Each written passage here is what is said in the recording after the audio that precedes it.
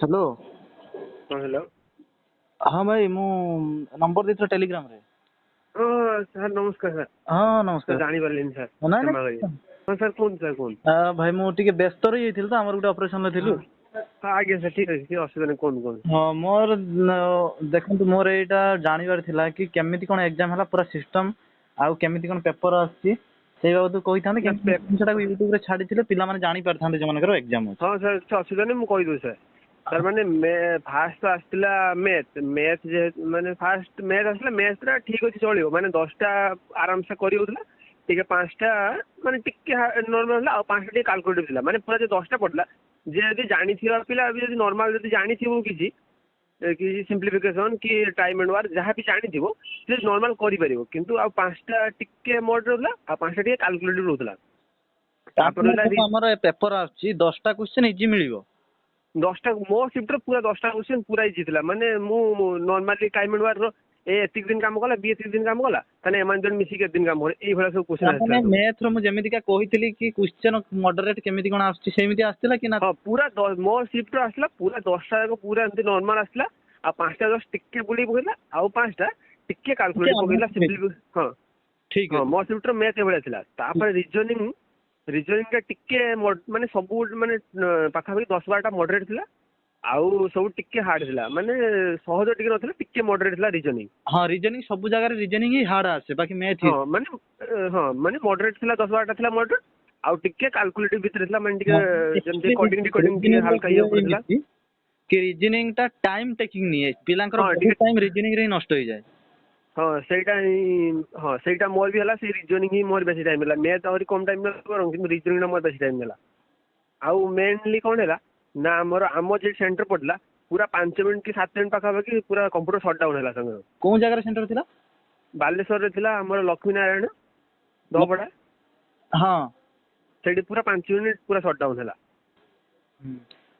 हो ठीक अछि मैथ रीजनिंग पर हिंदी नहीं थिला ना इंग्लिश नहीं थिला तापर हिंदी रे ग्रामर रु मोस्टली 5टा क्वेश्चन आसी आउ 15टा ग्रामर ने टोटल बाहर माने ग्रामर टॉपिक रु किछ नहीं खाली एमते पचासी से पुलिस थरे गोटे चोर को 5 मिनिट पई यदि रखे ता अधीन रे तांता को कोन को आजीवो सेटा को निगरानी कि ये माने एमती कोन थिला ऑप्शन टा मने पड़नै किंतु एई भला सब क्वेश्चन थिला माने माने जदि हम ग्रामर देखिबा तबे 5टा क्वेश्चन ग्रामर आस्तिला बाकी माने मो शिफ्ट रे पूरा 5 माने 5 रे 7 रे खाली आस्तिला ग्रामर रु आस्तिला आउ सब माने माने एई सब दिन रो आस्तिला जे आको कोन को जाय हिंदी रो ए जे एटीएम रो जे थरे टंका काढले कि आमे तांको गुटे फॉर्म देले बैंक रो गुटे एमती गुटे कोन फॉर्म देला ताको हिंदी रो कोन को जाय तापर एमती सब नॉर्मल गुटे चूरो आस्तिला चूरो थरे चोरी कला जाने एमती कोन एमती गुटे चूरो रो गुटे कोन थिला गुटे ताको हिंदी रो कोन को जाय एई भला सब क्वेश्चन आस्तिला आउ हाँ से 5टा जात्रा ता भितरु टॉपिक रो माने जे दिया हिसला जे पैसेज हैला पैसेज रे भी ताकू आगु जे पैसेज पडला कोन डैशबोर्ड पैसेज पडला हां हां एबे आउ से डैशबोर्ड पैसेज पडने एबे पडछु जे से जे गत्यांश को ताकू हमें अलगा नारा में आउ कोन कहि परिबा कि सेथुर हमें कोन शिक्षा पई पाइले से जे चरित्र को हमें आउ किसर डिस्क्राइब करि परिबा ए वाला सब पडथिला माने बेसी पिला जदि केवल पढी दबो से कर दबो क्वेश्चन आउ जदि पूरा भलो से जदि पढ दबो से 5टा जे ग्रामर अछि ग्रामर 5टा मिति माने ग्रामर 5टा पूरा सहज आछि किंतु जे बाहर जोडा पकोजी आउडी इंग्लिश मीनिंग दि तीनटा पकेइला ताकू हिंदी रो कोन को जाय हां से जदि इंग्लिश टा टिके पढिबा में पडिता गुडी इंग्लिश को ताकू हिंदी रो कोन को जाय बोलला ठीक है ए वाला सब आसला तापर जीके रे करंट अफेयर टोटल माने 12टा पाखा के आसला मोर करंट अफेयर आउ 5टा खंड पूरा सहज आसला माने जे मोहिनीअट्टम को स्टेट रे कि सेंस माने आसला 5 वर्ष योजना जे थर्ड माने थर्ड 5 वर्ष योजना सेटार गुडा आसला क्वेश्चन जदि जीके जीएस जने पिला दउची तबे जीके जीएस रो कोन पार्ट टा को से जदि नजर करे पेपर भलो हबो माने मो शिफ्ट आसला पूरा 10टा 12टा पूरा करंट अफेयर आसला से माने जे 3-4 मास जदि करंट अफेयर जदि से पूरा पड़ी जाइथिबो से आराम से 10 15टा कटी पळे आसो आराम से बेसी पुराना भी पड़ी जान नै जस्ट 3-4 बेसी पड़न पूरा ई माने 4 रु माने मासर 6 मास भीतर जदि पढि दबो से 6 मास भीतर जदि करंट अफेयर पूरा आराम से 10-12टा क्वेश्चन सेडी कर दबो तो ए जो करंट अफेयर सब आस्तिला एगुडा का सब बेसिकली टॉपिक कोन थिला पॉलिटिक्स थिला कि गेम थिला कि गेम रु माने क्रिकेट रु आसु नै माने क्रिकेट रु टोटल आसु नै कि फुटबॉल आसु नै और बैडमिंटन आसु छी कि माने हाइलाइट गेम सेगुडा किछ आसु नै जेउडा कि हाइलाइट हेई नै गेम जेमति ଆମର ବକ୍ସିଂ ହେଇଗଲା, ହକି ହେଇଗଲା, ବକ୍ସିଂ, ହଁ ହକିରୁ ଆସିଥିଲା କ୍ୱେଶ୍ଚନ। ଆଉ ବ୍ୟାଡମିଣ୍ଟନ ଆସୁଛି, ମାନେ ଥରେ ଯେଟାକୁ ଥରେ ଜଣେ ବ୍ୟାଡମିଣ୍ଟନ ମାରିଲା ଆଉ ଜଣେ ମାରିଲା, ଥରେ ପଡିଗଲା, ଥରେ ତାକୁ କଣ କୁହାଯାଏ, ସେଟାକୁ କଣ କୁହାଯାଏ, ଏମିତି ସବୁ ଆସିଥିଲା। ଆଉ ସେନ୍ସସ୍ ଜନଗଣନାରୁ ଆସିଥିଲା। ମସିହା ଗୁଡାକ ଆସିଥିଲା କି ବେଶୀ? ନା ମସିହା ଏତେ ଆସିନାହିଁ, ମାନେ ସେମିତି ଆସିନଥିଲା। କରେଣ୍ଟ ଆଫେୟାର୍ସ ରେ ଏଇ ଜିନିଷଟା କେବେ ହେଇଥିଲା, ସେଟା କେବେ ହେଇଥିଲା? ନା ସେମିତି ନାହିଁ, ମାନେ ପଡିଥିଲା ଯେ ନାଁ ଗୁଡା ପଡିଥିଲା ଯେ ମାନେ ଏଇଥର ଯିଏ କହିଛନ୍ତି ତାଙ୍କ ନାଁ ଟା କଣ, ମାନେ ଯିଏ ରିସେଣ୍ଟ ଯିଏ ହେଇଛନ୍ତି ସେମାନେ ସବୁ, ଯେ ମାନେ ଯେମିତି ଆମର ନୀତି ଆୟୋଗ ଯିଏ ହେଡ୍ ଅଛନ୍ତି ସେଇଭଳିଆ ସବୁ ନାଁ ଆସିଥିଲା। ନୀତି ଆୟୋଗ ଟା ଆସିନଥିଲା, କିନ୍ତୁ ଏମିତି ଯିଏ ରିସେଣ୍ଟ ଯିଏ ଆପଏଣ୍ଟମେଣ୍ଟ ସବୁ ପାଇଛନ୍ତି ତାଙ୍କର ଦି ତିନି ଜଣଙ୍କ ନାଁ ପଚାରିଥିଲା ଯେ ମାନେ କିଏ ଅଛନ୍ତି ବୋଲି। କିଛି ମସିହା କିଛି ପଡିନଥିଲା, ଖାଲି ତାରିଖ ପଡିଥିଲା। ମାନେ ମସିହା କିଛି ପଡୁନି, ଯଦି 6 ମାସ ଯିଏ କରେଣ୍ଟ ଆଫେୟାର୍ସ ପଢିଦବ ସେ ଆରାମସେ 10-12ଟା ଏମିତି ନର୍ମାଲ ମାନେ ସେ କରିଦବ। ହଉ, ଆଉ ଆମର କ୍ୱେଶ୍ଚନ ସବୁ ଆସୁଛି, ଲାଙ୍ଗୁଏଜ କଣ କଣ ଆମେ ଚେଞ୍ଜ କରିପାରିବା? ଲାଙ୍ଗୁଏଜ ସେଇ ହିନ୍ଦୀ ଆଉ ଇଂଲିଶ, ଆଉ କିଛି ନାହିଁ। ଆଉ ଓଡିଆରେ ଯିଏ ତ ଫର୍ମ ପକେଇଥିବ ଯେ ଓଡିଆରେ, ସେ ଓଡିଆରେ ଦେଲା। ନହେଲେ ଯଦି ଆମେ ହିନ୍ଦୀ ଇଂଲିଶ ଟାକୁ ସେଇଠି ହିନ୍ଦୀ ଇଂଲିଶ ସେଇଠି ହିଁ କରିହବ। ତ ଯୋଉମାନେ ଓଡିଆରେ ଦଉଛନ୍ତି, ଓଡିଆରେ ଆସୁଛି, ଯେତେବେଳେ ତମେ ଫର୍ମ ପକେଇ ଯଦି ସେଇ ସମୟରେ ଓଡିଆ ଚୁଜ୍ କରିଛ, କାହିଁକି ନା ୟା ପୂର୍ବରୁ ଯେତେବେଳେ ଏସଏସଜି ର ଏକ୍ସାମ ହଉଥିଲା ସେତେବେଳେ ଚୁଜ୍ କରିବାକୁ ଫର୍ମ ପକେଇବା ବେଳେ ପଡୁନଥିଲା।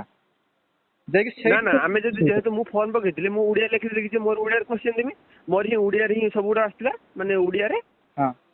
ତାପରେ ସେଇଠି କେବଳ ମାନେ ମାନେ ହିନ୍ଦୀ ଆଉ ଇଂଲିଶ ଟାଇପର ଯେଟା ତମେ ଚୁଜ୍ କରିବ, ହିନ୍ଦୀର ଦେଇପାର କିମ୍ବା ଇଂଲିଶ ଦେଇପାର, ସେଇଠି ହିଁ ଚୁଜ୍ କରିବ ଯାଇକି। ତାହେଲେ ଯୋଉ ଆମେ ଫର୍ମ ପକେଇଛନ୍ତି ତା ଉପରେ ଡିପେଣ୍ଡ କରୁଛି ଆମେ କୋଉ ଲାଙ୍ଗୁଏଜରେ ପେପର ଦବା। ହଁ ତା ମାନେ ନା ତାପରେ ବି ସେଇଠି ଅପସନ ବି ଆସୁଥିଲା ଯେ ଆମର ସେ କ୍ୱେଶ୍ଚନ ଥରେ ଓଡିଆରେ ଥରେ ମୁଁ ବୁଝିପାରିଲିନି, ତାକୁ ମୁଁ ହିନ୍ଦୀ ବା ଇଂଲିଶ କରିପାରିବି, ସେଇଠି ଅପସନ ଆସୁଛି। ହଁ ନା ସେଟା ତ ଓଡିଆରୁ ତ ଆମେ ଟ୍ରାନ୍ସଲେଟ ପାଇଁ ସେଠି ଅପସନ ମିଳିବ। କିନ୍ତୁ ମୋର କହିବା କଥା ଏଇଆ, ଯଦି ଗୋଟେ ପିଲା ଫର୍ମ ପକେଇଲା ବେଳେ ସେଟାକୁ ଓଡିଆ ଚୁଜ୍ କରିନାହିଁ, ତ ସେ ପିଲା ନା ଚୁଜ୍ କରତେ ପଡିବ ତାକୁ। ଚୁଜ୍ ନ କଲା ବେଳକୁ ଆସୁନାହିଁ, ଯଦି ଚୁଜ୍ କରିଥିବ ତାହେଲେ ଆସୁଛି। ସେଟା ଫର୍ମ ପକେଇବା ବେଳେ ଯଦି ଆମେ ତେବେ ଆସୁଛି। ଇଂଲିଶ ରେ ମିଳୁଛି। ଆଉ ସେଇ ଟ୍ରାନ୍ସଲେଟ କରିଛି, ହିନ୍ଦୀ ବା ଇଂଲିଶ ଟ୍ରାନ୍ସଲେଟ କରିବ ଅପସନ ଥିବ। ଟ୍ରାନ୍ସଲେଟ କରିହବ, ମାନେ ଆମେ ଯଦି ମଝିରେ ଆମେ ଯଦି 10-12ଟା କ୍ୱେଶ୍ଚନ ଓଡିଆରେ କରିଛନ୍ତି ଆଉ ଗୋଟେ କ୍ୱେଶ୍ଚନ ମତେ ଇଂଲିଶରେ ଦରକାର, ତେବେ ବି ସେଇଠି ଟ୍ରାନ୍ସଲେଟ ହେଇପାରିବ।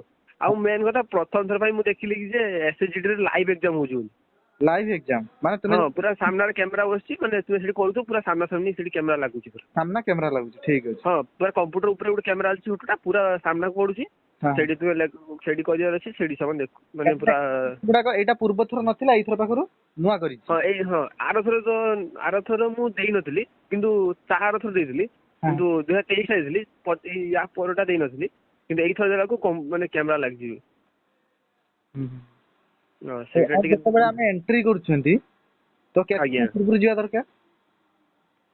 ସେ ତ ରିପୋର୍ଟିଂ ଦେଉଛନ୍ତି ଘଣ୍ଟେ ଆଗରୁ, ମାନେ ଥରେ ଅଛି ମୋର ଥିଲା 1ଟାରୁ 2ଟା ଥିଲା, ମତେ 11:30ରୁ 12:30 ଭିତରେ ରିପୋର୍ଟିଂ କରିଦେଇ ଗଲେ। ମୁଁ 11:30 କି 11:45 କି 50 ଭିତରେ ପହଞ୍ଚିଥିଲି, ତାପରେ ଚେକିଂ ଫେକିଂ କରିକି ଛାଡିଥିଲେ। ଆଉ କଣ କଣ ନେଇକି ଯିବାକୁ ପଡିବ? କଣ ମାନେ ମେନଲି ତ ଆମର ଆଧାର କାର୍ଡ, ଯେ ମାନେ ଯେମିତି ଡେଟ୍ ଅଫ୍ ବାର୍ଥ ଆଉ ନେମ୍ ଟା ସେ ପୁରା ପର୍ଟିକୁଲାର ଦେଖୁଛନ୍ତି। ଡେଟ୍ ଅଫ୍ ବାର୍ଥ ନେମ୍ ଟା ପୁରା ଠିକ୍ ଥିବା ଦରକାର, ଯାହାର ଚେଞ୍ଜ ଅଛି ତାକୁ ପଠେଇ ଦଉଛନ୍ତି, ଟୋଟାଲ ଭିତରୁ ପୁରଉନାହାନ୍ତି, ପଠେଇ ଦଉଛନ୍ତି।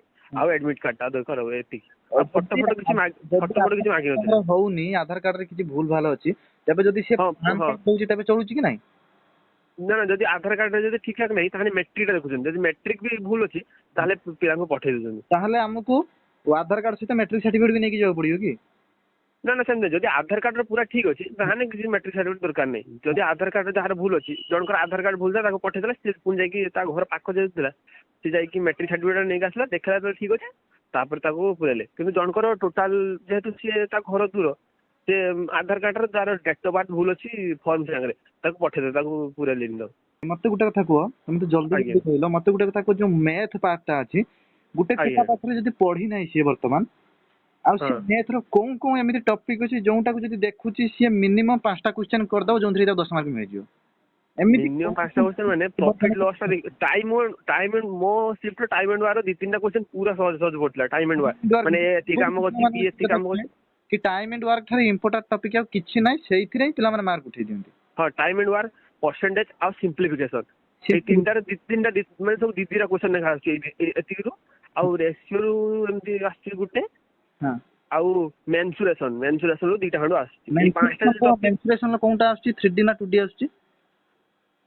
2D ଆସୁଛି, ମାନେ 3D ତ ମୋର ଆସିନଥିଲା, ମୋର ବି ଯେତେବେଳେ ସାଙ୍ଗ ଅଛନ୍ତି ତାଙ୍କର ବି 3D ଆସିନାହିଁ, ସମସ୍ତଙ୍କର 2D ଆସିଛି। 2D ଆସିଛି, ତା ମାନେ ଯଦି ଆମେ ଦେଖିବା କ୍ୱେଶ୍ଚନ ଇଜି ଅଛି କିନ୍ତୁ ଟାଇମ ଟେକିଂ ହଉଛି ଟିକେ। ହଁ ଟାଇମ ଟେକିଂ, ମାନେ 10ଟା ପୁରା ଠିକ ପଡୁଛ ଆଉ 10ଟା ପୁରା ଟାଇମ ଟେକିଂ ହେଇଯାଉଛି। ଆଉ ଆମର SSC GD ରେ ଆସିଛି କି ମିକ୍ସଚର ଆଲିଗେସନ ହେଇଗଲା ଆମର। ନା ମୋ ସେଥିରେ ମିକ୍ସଚର ଆଲିଗେସନ ଆସିନଥିଲା। ମୋ ସାଙ୍ଗ, ମୋର ଗୋଟେ ପିଲାଟେ ହେଲା, ସାଙ୍ଗ ହେଲା, ତାର ଥିଲା ମୋ ପୂର୍ବରୁ ଥିଲା, ତାର ମିକ୍ସଚର ଆଲିଗେସନ ଗୋଟେ ଆସିଥିଲା, ମାତ୍ର ଗୋଟେ ଆସିଥିଲା, ଖାଲି ସେଇଟା ସହଜ ଥିଲା, ବେଶୀ ହାର୍ଡ ନଥିଲା।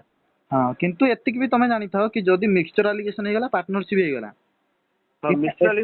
କିମ୍ବା SI ହେଇଗଲା, ୟାର ମ୍ୟାଥ ପିଲା କରୁଛି, ତାର ନର୍ମାଲାଇଜେସନ ମାର୍କ ପକ୍କା ପଡିବ।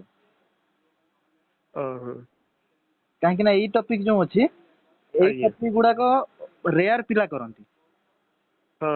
ଏଇ ଟପିକ ର କ୍ୱେଶ୍ଚନ ଯଦି ଆମେ ଦିଟା କରିଦଉଛନ୍ତି ନା, ତେବେ ଆମକୁ ନିହାତି ବେନିଫିଟ ହବ ନର୍ମାଲାଇଜେସନ ବେଳେ। ବାକି ଠିକ ଅଛି, ତମେ ଏଇଟାକୁ କେତେଟା କ୍ୱେଶ୍ଚନ କରିଛ? ମୁଁ ପାଖାପାଖି ମିନିମମ୍ ସେମିତି ତ ଗଣି ନାହିଁ, ମାନେ ମ୍ୟାଥ ର ମୁଁ କରିଥିଲି ପାଖାପାଖି 15ଟା କି 16ଟା କରିଥିଲି, ଆଉ ରିଜନିଂ ର ମୁଁ କରିଥିଲି ପାଖାପାଖି 13ଟା କି 14ଟା କରିଥିଲି, ଆଉ ଜିକେ ର ମୁଁ ଆଉ ଗଣି ନାହିଁ କେତେଟା କରିଛି, ଆଉ ହିନ୍ଦୀରେ ବି ଗଣି ନାହିଁ, ଖାଲି ଏଇ ଦିଟା ଖାଲି ଗଣିଥିଲି, ଆଉ ଟାଇମ ଟା ହେଲାନି ମୁଁ ଗଣିଛି। ଏଇଦିଟା ମୁଁ ଗଣିଛି। ହିନ୍ଦୀର ତମେ ଦେଖ, ହିନ୍ଦୀର ତ କ୍ୱେଶ୍ଚନ ଇଜି ପଡିଥିଲା, ନା କ୍ୱେଶ୍ଚନ ଇଜି ମାନେ ଗ୍ରାମାର ଟା ପୁରା ଇଜି ପଡୁଛି, ଆଉ ଏଇ ଯେ ଏପଟ ପାଖଟା ଯୋଉଟା କିଛି ଆକୁ କଣ କୁହାଯାଏ ତାକୁ କୁହାଯାଏ, ସେଇଟା ଟିକେ ହାର୍ଡ ପଡୁଛି, ଯୋଉଟା କି ଇଂଲିଶ ମାନେ ପଚାରି ଦଉଛି ଯେ ଏଇ ଇଂଲିଶ ମାନେ ଦେଇଛି, ତାକୁ ହିନ୍ଦୀରେ କଣ କୁହାଯାଏ, ସେ ହିନ୍ଦୀରେ 2-3ଟା ପଡିଯାଉଛି। ସେଇଟା ଯଦି ଇଂଲିଶ ଯଦି ମାନେ ଯଦି କିଛି ଜାଣିଥିବ, ସେ ଯଦି ତାକୁ କଣ କୁହାଯାଏ ତାହେଲେ ସେ କରିପାରିବ। ଏଇଭଳିଆ ସବୁ ପଡୁଛି। ତାହେଲେ ମେନ୍ ଯଦି ଆମେ ଦେଖିବା 3ଟା ଟପିକ ଆମର ଇଜି ଅଛି, କେବଳ ଜିଏସ୍ ପେପରଟା ହାର୍ଡ ରହୁଛି। ଜିକେଜିଏସ୍ ଟା ଯଦି କରେଣ୍ଟ ଆଫେୟାର ପଡିଥିବ ତାହେଲେ 10ଟା ତ ମିନିମମ୍ ସେ କହିବ ଆରାମସେ। ହଁ ତାହେଲେ ବେଶୀ କରେଣ୍ଟ ଆଫେୟାର୍ସ ହିଁ ଆସୁଛି। ହଁ କରେଣ୍ଟ ଆଫେୟାର ମୋ ସହିତ ବି ଜଣେ ଯାହାକୁ ପଚାରିଛି, ମୋ ସାଙ୍ଗ ସେଥିରେ 2 ଜଣ ଯାଇଥିଲେ, ତାଙ୍କୁ ବି ପଚାରିଛି, ସେମାନେ କରେଣ୍ଟ ଆଫେୟାର କାହାକୁ 5-6ଟା ଖଣ୍ଡେ ପଡିଛି, ପାଇଁକି 7-8ଟା ଖଣ୍ଡେ ପଡିଯାଉଛି, ମୋ ସହିତ 12ଟା ଖଣ୍ଡେ ପଡିଥିଲା ପୁରା। ତୁମ ପୂର୍ବ ସିଫ୍ଟ ପିଲାଙ୍କୁ ତ ତମେ ପଚାରିଥିବ କେମିତି କଣ କ୍ୱେଶ୍ଚନ ଆସିଛି, ସେମାନଙ୍କ କ୍ୱେଶ୍ଚନ କେମିତି ଥିଲା? ତମ ଭଳି ତମକୁ ଲାଗୁଛି କି ମତେ ଯେମିତି କ୍ୱେଶ୍ଚନ ପଡିଥିଲା ସେମାନଙ୍କ ସହିତ ସେମିତି ବି କ୍ୱେଶ୍ଚନ ପଡିଥିଲା ନା ତାଙ୍କର? ନା ମୋର ସେକେଣ୍ଡ ସିଫ୍ଟ ଥିଲା, ଫାର୍ଷ୍ଟ ସିଫ୍ଟ କଥା ମୁଁ କହିନି, କିନ୍ତୁ ମୋ ଥିଲା 29 ତାରିଖ ଥିଲା, 29 ତାରିଖ ଥିଲା। ମୋ ଆଗ ଦିନ ଯିଏ ଥିଲା, ଯିଏ ପିଲାଟା ଥିଲା, ତାକୁ ପଚାରିଥିଲି, ତାକୁ ଏଇଭଳିଆ ସେ କହିଥିଲା ଯେ ମତେ ଯେ ମ୍ୟାଥ ରେ ପାଖାପାଖି ସେ 7-8ଟା ଖଣ୍ଡରୁ ଏମିତି ନର୍ମାଲ ଫ୍ରଣ୍ଟ କ୍ୱେଶ୍ଚନ ପଡିଛୁ, ଆଉ ରିଜନିଂ ର ବି ନର୍ମାଲ ଫ୍ରଣ୍ଟ କ୍ୱେଶ୍ଚନ ପଡିଛୁ। ସେ ମତେ କହିଥିଲା ଯେ ଫାର୍ଷ୍ଟ କରେଣ୍ଟ ଆଫେୟାର ତୁ ପଢିଦବୁ 6 ମାସରେ, ନିହାତି 6-7ଟା ତୋର ବାଜିଯିବ। ସେଇଟା ମତେ କହିଥିଲା କି ଏଇଭଳିଆ ସବୁ କହିଥିଲା ଯେ କରେଣ୍ଟ ଆଫେୟାର ମୋଷ୍ଟଲି ଜିକେରେ ପଡୁଛି, ଆଉ ଗ୍ରାମାର ଏଇଭଳିଆ ପଡୁଛି, ତୁ ଏଇଭଳିଆ ପ୍ରାକ୍ଟିସ କରିଥିବୁ ବୋଲି ସେଇଟା କହିଥିଲା ମତେ। ସେଥିପାଇଁ ମୁଁ ସେଇ କରେଣ୍ଟ ଆଫେୟାରକୁ ବେଶୀ ଦେଖିକି ଯାଇଥିଲି, ଯାହା 10-12ଟା ବି ମାନେ ଆସିଥିଲା ମୋର କରେଣ୍ଟ ଆଫେୟାର। ହଁ କରେଣ୍ଟ ଆଫେୟାର ରୁ ବେଶୀ ଆସୁଛି କ୍ୱେଶ୍ଚନ। ଷ୍ଟାଟିକ ଜିକେ ରୁ ଆସୁଛି ସେମିତି। ହିଷ୍ଟ୍ରି ଟୋଟାଲ ମାନେ କ୍ୱେଶ୍ଚନ ଆସିନଥିଲା, ଯେ ଜଣଙ୍କୁ ବି ପଚାରିଲି ହିଷ୍ଟ୍ରିର କାହାରି ବି କିଛି ଆସିନି ଜିକେରେ କିଛି।